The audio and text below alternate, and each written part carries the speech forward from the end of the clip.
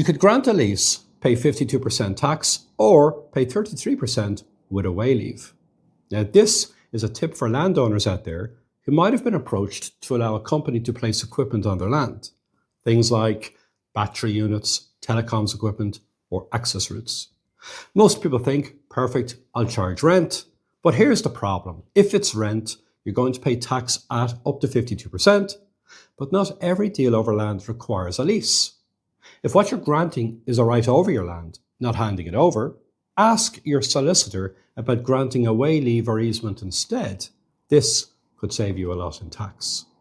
How do you know when this is an option? This can work where the company paying you only requires limited use or where you still control the land.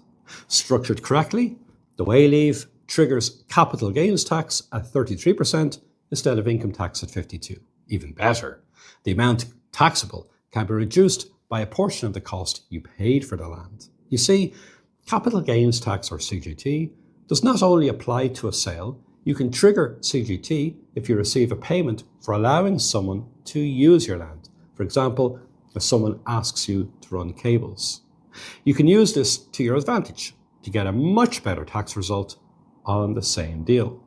But even if the numbers work, and you have to check them, the key element is making sure the deal is worded properly for tax. Take something like a battery unit or small compound. If it's fenced off, the other party controls access, you've lost use of that part of the land, you could find yourself back with income tax treatment, paying tax at the higher rate. The takeaway? Consider a Wayleave.